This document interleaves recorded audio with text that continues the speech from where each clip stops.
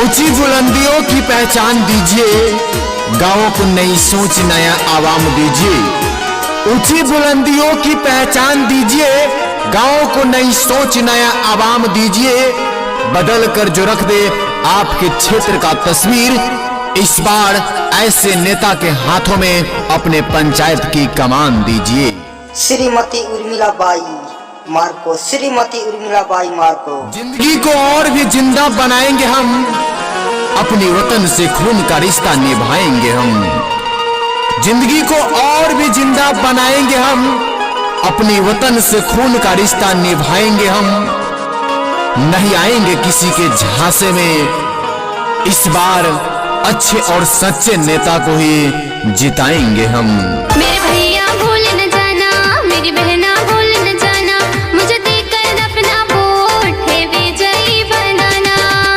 जीत के आएंगे तो बस काम करेंगे, अपनी पंचायत का नाम करेंगे। जीत के आएंगे तो बस काम करेंगे, अपनी पंचायत का नाम करेंगे। जनपद पंचायत पुष्पराजगढ़ के वार्ड क्रमांक 18 के सर्वांगीण विकास के लिए जनपद सदस्य पद हेतु योग लोकप्रिय मिलनसार कर्मठ एवं मृदुभाषी महिला प्रत्याशी श्रीमती उर्मिलाबाई मार्को का चुनाव चिन्ह फसल काटता हुआ किसान, फसल काटता हुआ किसान जो कि 6वें नंबर पर मुहर लगाकर भारी मतों से विजय बनाए।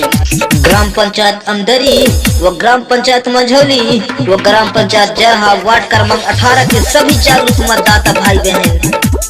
कोई नोटों के सहारे बैठा है तो कोई बोतलों के सहारे बैठा है, कोई विकास के नाम पर खोखलों के सहारे बैठा है। जाकर बता दो उनसे कि इस बार का चुनाव वही जीतेगा जो जनता के दिलों में हौसलों के सहारे बैठा है। मेरे भैया भूल न जाना, मेरी बहना भूल न जाना, मुझे देकर अपना वोट है विजयी बनाना। जीत के आएंगे तो बस काम करेंगे, अपनी पंचायत का नाम करेंगे। जीत के आएंगे तो बस काम करेंगे, अपनी पंचायत का नाम करेंगे। जनपद पंचायत पुष्पराजगढ़ के वार्ड क्रमांक 18 की जनपद पंचायत पुष्पराजगढ़ के वार्ड क्रमांक 18 से जनपद सदस्य पद हेतु जनपद सदस्य पद हेतु महिला प्रत्याशी श्रीमती उर्मिलाबाई मार्को का चुनाव चिन्ह फसल काटता हुआ किसान। श्रीमती उर्मिलाबाई मार्को, श्रीमती उर्मिलाबाई मार्को चुनाव चिन्ह फसल काटता हुआ किसान। तो जी हाँ दोस्तों, फसल काटता हुआ किसान पर मोहर लगाकर भारी मतों से विजय बना।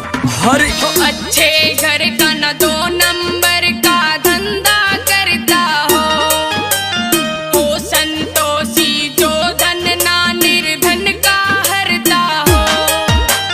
खोटा कर्म नहीं करता जो पाप से डरता हो, जो नहीं कदे भी तेल पीवता न चारा चरता हो, जो नहीं मारता हो जनता की भावना पे चोट। इसके चाल चलन में ना हो किसी किस्म का खोट। देश खुशहाल हो जाएगा, ये माला माल हो जाएगा। देश खुशहाल हो जाएगा, ये माला माल हो जाएगा। देशभक्तों से ही देश की शान है यारो, देशभक्तों से ही देश की सम्मान है यारो। हम उस देश के वासी हैं, हम उस देश के वासी हैं जिस देश का नाम हिंदुस्तान है यारो। मेरे भैया भूल न जाना, मेरी बहना भूल न जाना, मुझे देकर अपना वोट है विजयी बनाना। जीत के आएंगे तो बस काम करेंगे, अपनी पंचायत का नाम करेंगे। जीत के आएंगे तो बस काम करेंगे, अपनी पंचायत का नाम करेंगे। श्रीमती उर्मिलाबाई मार्को, श्रीमती उर्मिलाबाई मार्को चुनाव चिन्ह फसल काटता हुआ किसान।